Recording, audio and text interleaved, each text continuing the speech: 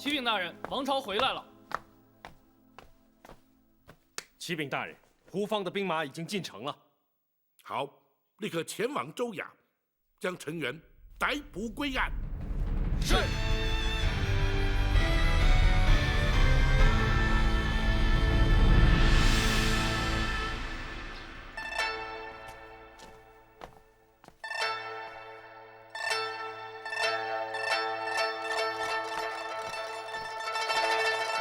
大人，什么事慌慌张张的？禁军进城了。什么？好端端的禁军来干什么？不知道，衙门外全是官兵。啊？这程大人，胡指挥，你怎么把禁军带到城里来了？本座是奉了包大人之命，带兵进城替换湘军。这件事我怎么一点都不知道呢？哼，若是让你知道，岂不是有让你有了逃脱的机会？包大人，您这话什么意思？下官听不明白。本府自会让你明白。胡指挥，末将在。州衙的衙役暂且停止后传，一概由你禁军士兵替换，派人紧守四门，在未得本府谕令之前，严禁任何人擅自进出。末将遵命。包大人，来人呐！在。脱去成员的冠带，将他押入大牢，听候审讯。是。包大人，走。包大人，走。包大人，包大人！站住！干什么呢？登州传来紧急文书，要转呈彭太师。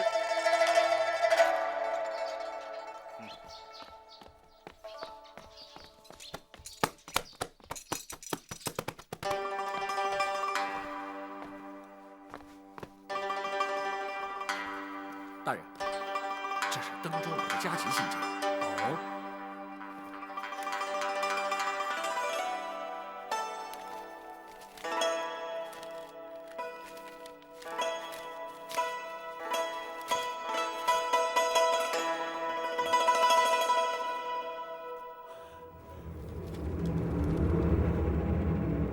包拯，你欺人太甚！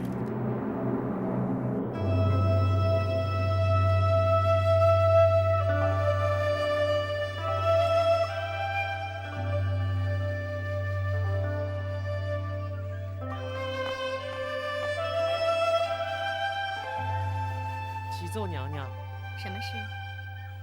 庞太师求见。哦，快宣。是。请。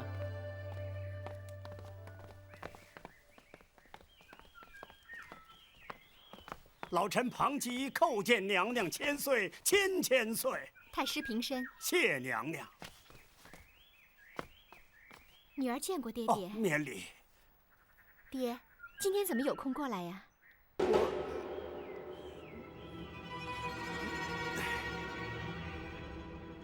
你们都退下。是。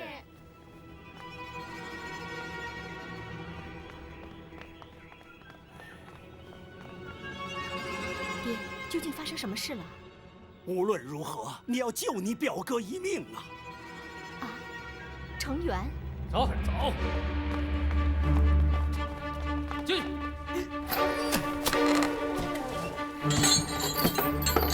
你们两个暂且做个伴，明天等候包大人升堂审讯。哎，大人，您怎么也关进来了？我哪知道啊？那你的老小又有谁来照顾啊？你，哼，没想到你也会有今天吧？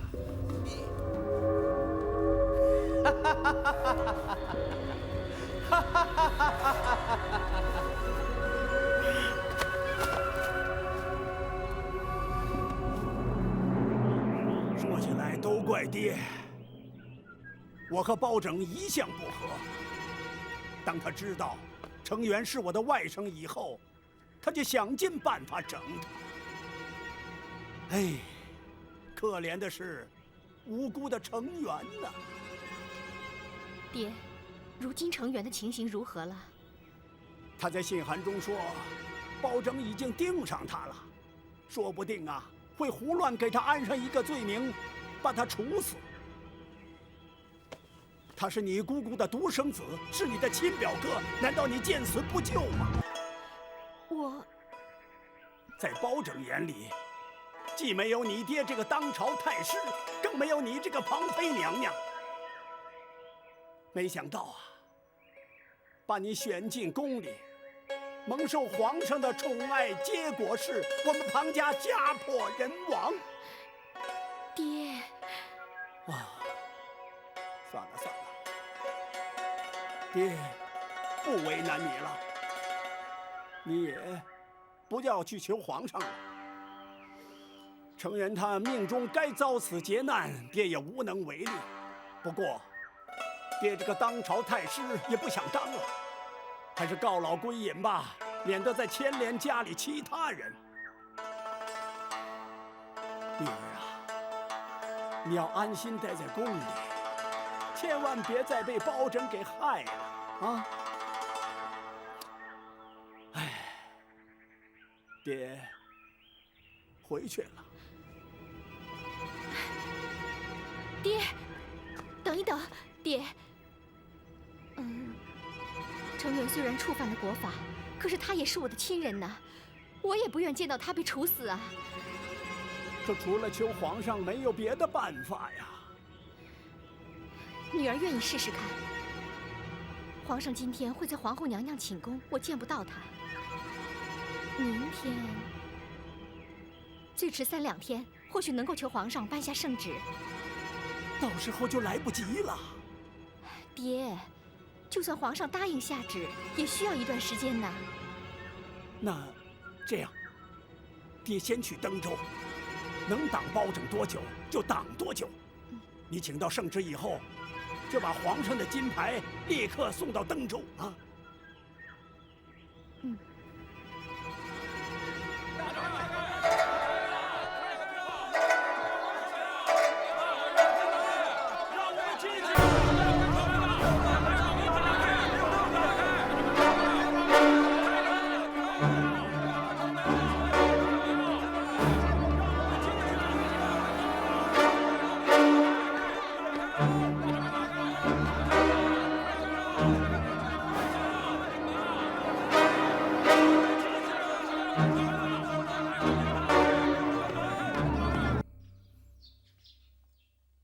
汤真，门生在。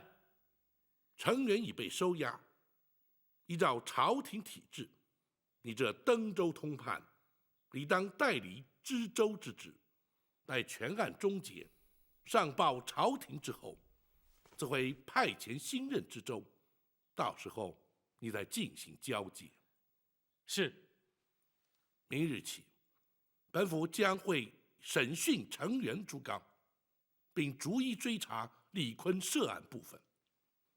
你忙于州务即可，不必参与。州衙里头能够有什么事呢？事情可多了。首先，要从现有的官员当中挑选能够适用的人，也可以给唐大人不少帮助。啊，至于人选方面，可以询问杜委那些退休官员，甚至可以请他们来帮忙。哎，对，他们一定能够提供不少的经验。还可以清查州衙的文书和旧案，说不定可以从中知道成员和李坤官商勾结的证据。哎，你刚来的时候，他们给你的文书账册一定有假，现在可以仔细的核对验证了。如果调仵作问话，也可以知道上任通判的死因和当时的症状。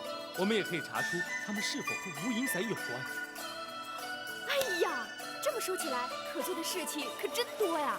公孙先生，你说的一点都没有错。能做的事情不但多，而且管用。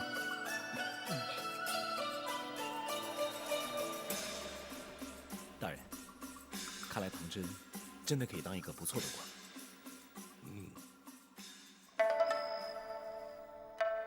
真的，少爷明天开始就要代替成员管理整个登州了。只是暂代，等新任知州派来之后，我还是干我的通判。那没关系，至少这段时间除了包大人，少爷就是登州最大的官了。那又如何？只是责任变得更重罢了。少爷，这的确是好事啊。如果老爷在世的话，也一定会替少爷高兴的。嗯。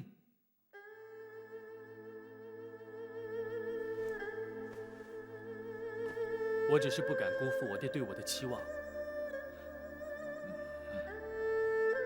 不过这些都要感谢包大人。如果不是他的话，我只是另一个中毒而亡的登州通判。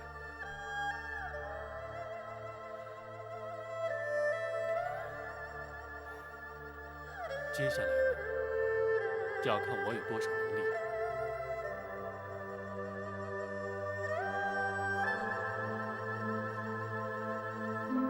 大人，像程元那样的官僚私卖、从中图利，会判什么样的罪？在我大宋律例之中，刑罚轻重不等。依这项罪行来说，罢官去职总是免不了的。啊，就这么便宜了他？还要是情节轻重，判他个5年到10年的刑期。哦。可是他的罪行不仅如此，大人，难道你打算只办他这一项罪行吗？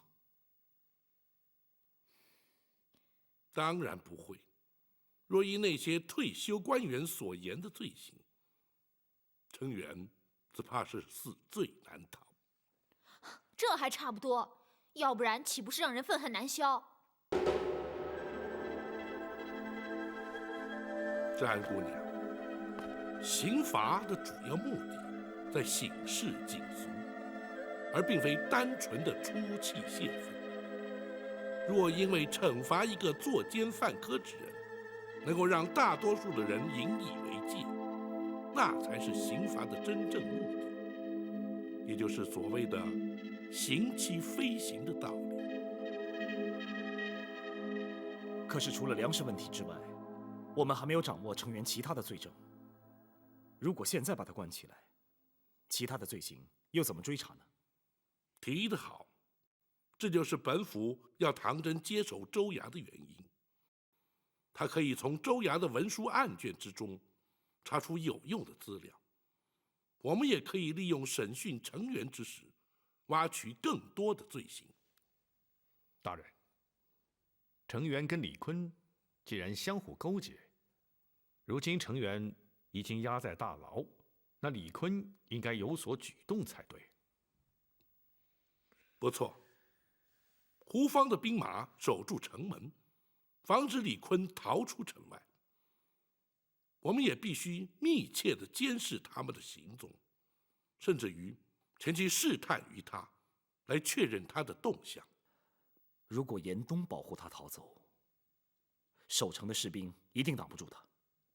大人，还是我去盯着他吧，盯住严冬就没问题了。那就有劳展护卫。是。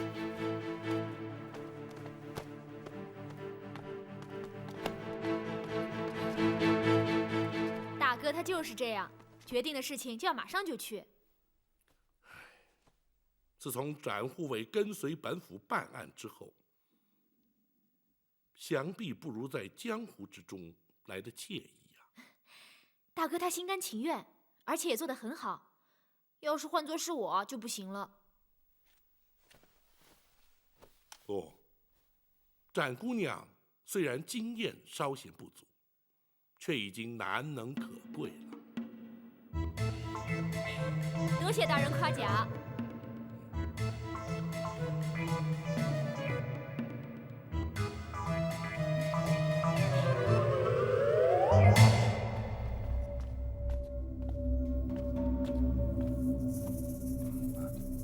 你可以休息了。我在等你。等我？不错。我要知道，你是不是打算离开登州？你这是什么意思啊？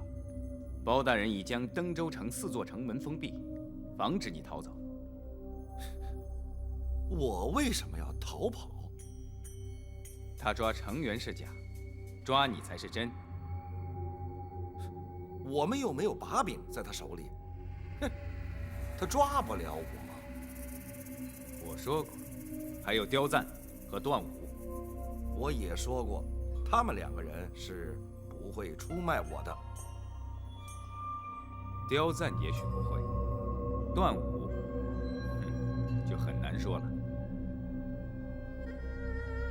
哼哼，那是你平时老是看他不顺眼，那是另外一回事。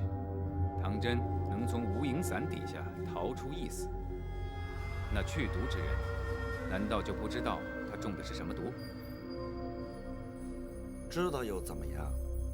知道无影伞之后，就可能查出段武，再加上程元的证词，你能确认构不成抓你的证据？如果你想要逃出登州，趁早决定，我还有把握把你带出去；否则，就很难说了。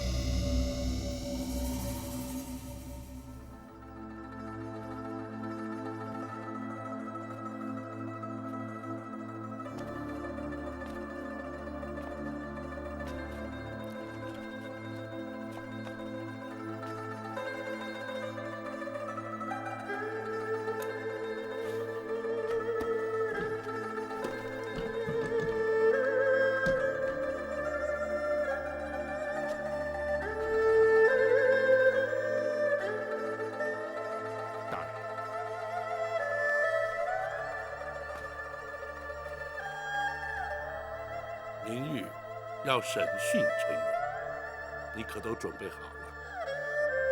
都准备好了。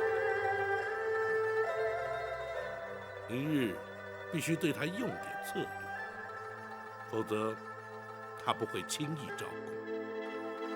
是，学生明白。学生也已经知会展姑娘了。那就好。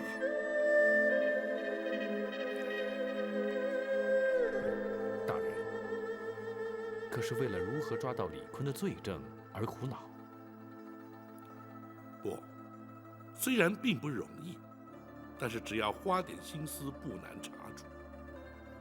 本府担心的是陈元。学生不明白，大人担心什么？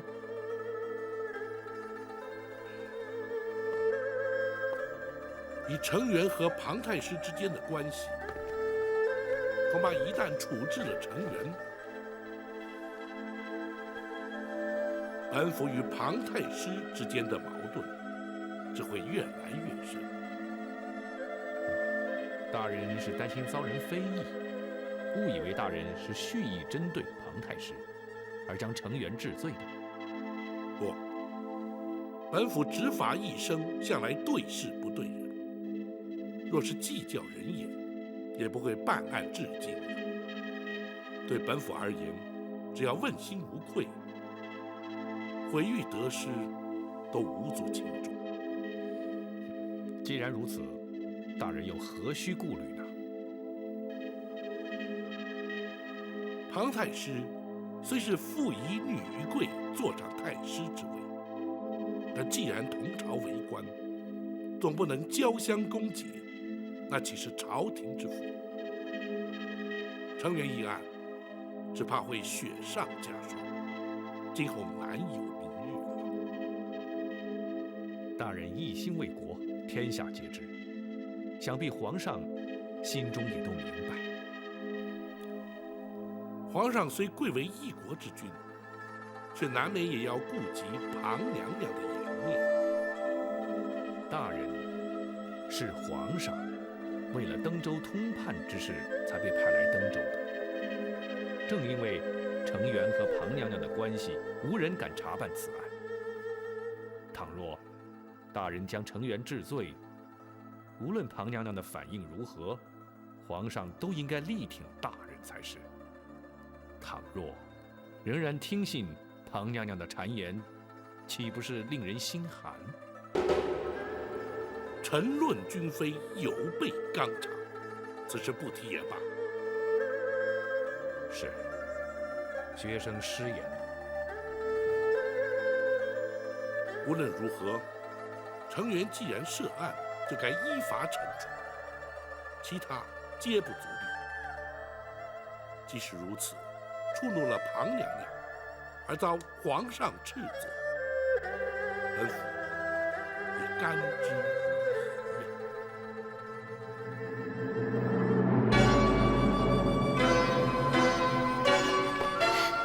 请皇上做主。爱妃，皇上。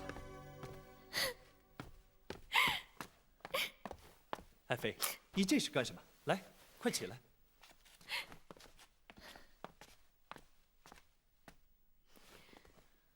快跟我说说，是谁欺负你了？皇上，是包拯包大人。爱妃瞎说，包大人已出京数日，何来对爱妃有所不敬啊？皇上，包拯可是奉旨去了登州。是啊，是朕命他巡视海防边境的军务啊。可是他却去了登州城查成员的州政。皇上，成员乃是臣妾的表哥啊。这个朕当然知道，不过朕也命包拯顺便看看登州的州政。怎么，他找成员的麻烦了？皇上，包拯和臣妾之父庞太师素来不和。包拯去了登州城，假公济私，要将成员处斩，请皇上做主。这个包拯也太过分了。爱妃可知那成员是犯了什么样的过错，包拯非要将他处死？皇上，包拯为了报复臣妾之父，就胡乱给成员安上一个罪名。皇上，请立刻下旨去登州，救成员一命。爱妃，你先别着急，此事爱妃是如何得知？可确有此事？是太师说的。皇上，再不下旨就来不及了，臣妾跪求皇上了。好，朕答应你就是了。你快起来吧。谢皇上。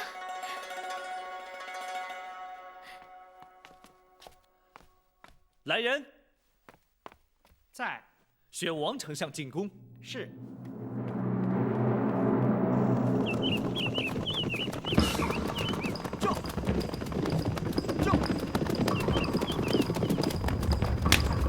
庞顺，快点儿，给我再加快呀！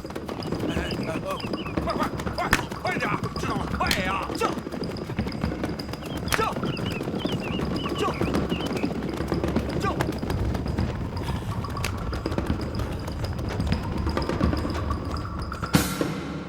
皇上决定要下旨去登州。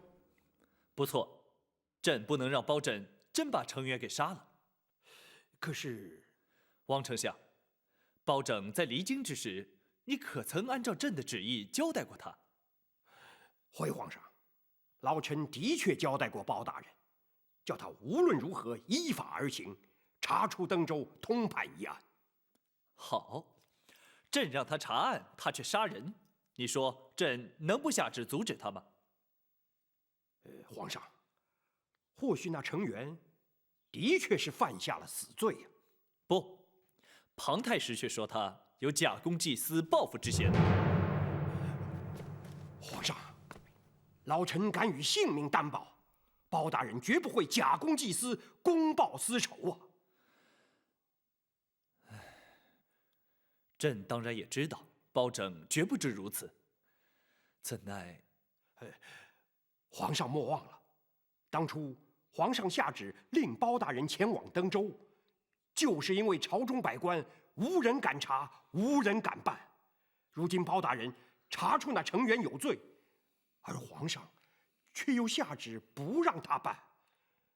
所谓君无戏言呐，老臣唯恐皇上会因此而失信于臣呐。王丞相，你先起来吧。谢皇上。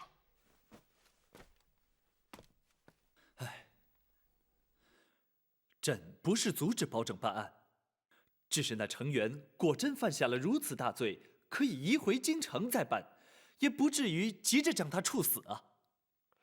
皇上，这样吧，那程元果真犯下死罪，朕绝不姑息。不过要包拯暂停执行死刑，待回京后再议。朕意已决，待朕修旨一道，你以金字牌罪速件送抵登州。老臣遵旨。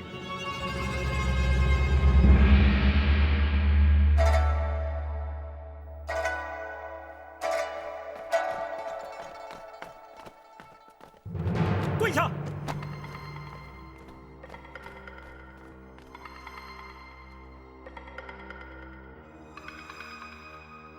包大人，下官实在是冤枉啊！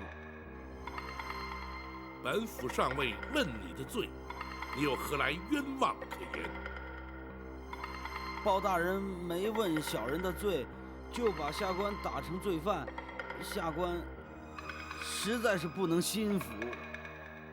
哦，依你之言，可是要本府现在就将你问罪？依照朝廷体制，没有问罪之前，包大人，您是没有权利除去下官的朝廷官带、知州官职的。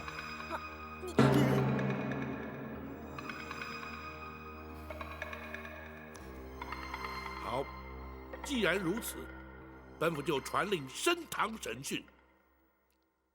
大人，可否容学生跟陈大人说几句话？说吧。是。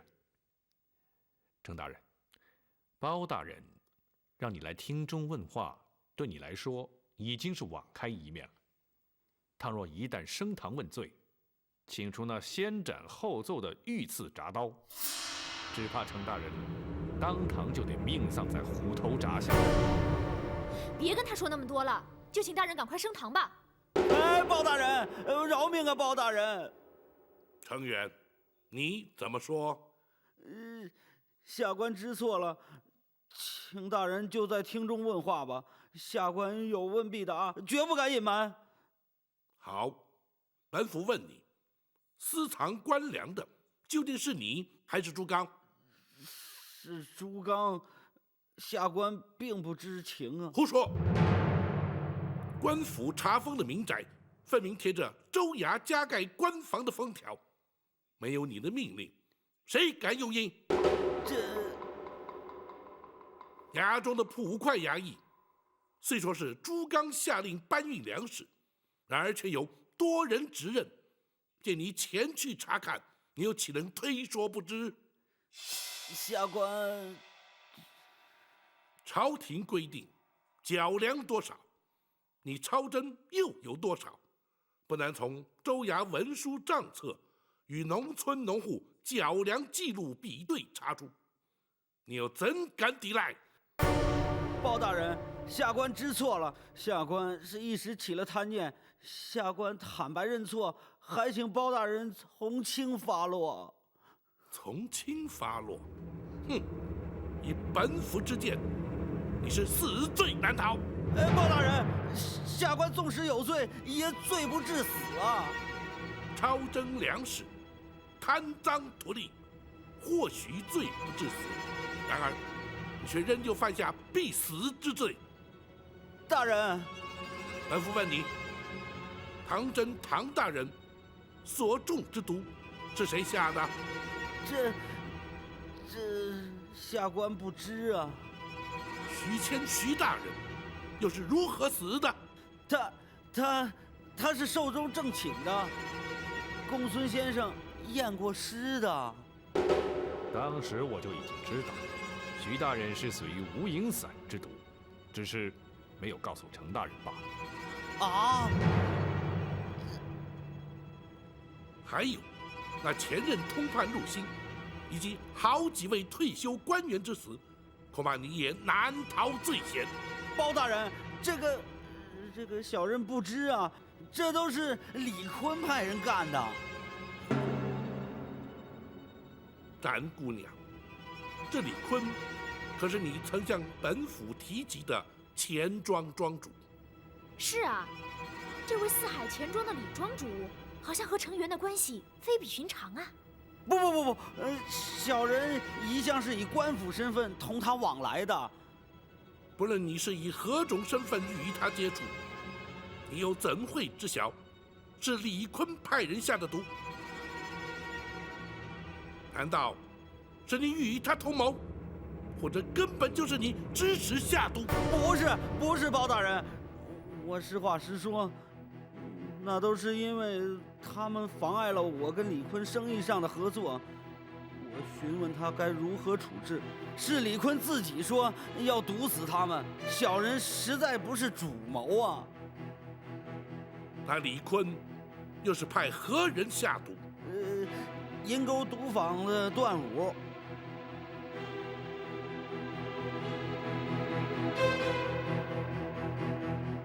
至于私铸假钱一案，你依然难脱嫌疑。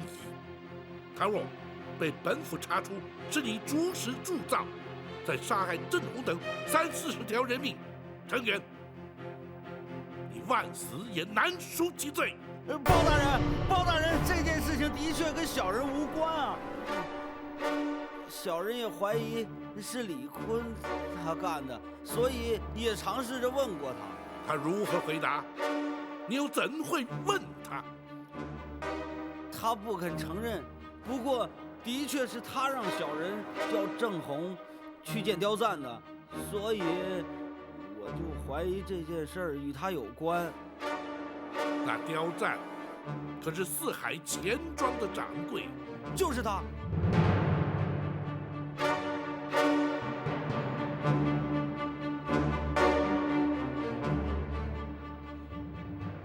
程远，你的证词，本府将会作为呈堂证供，你可明白？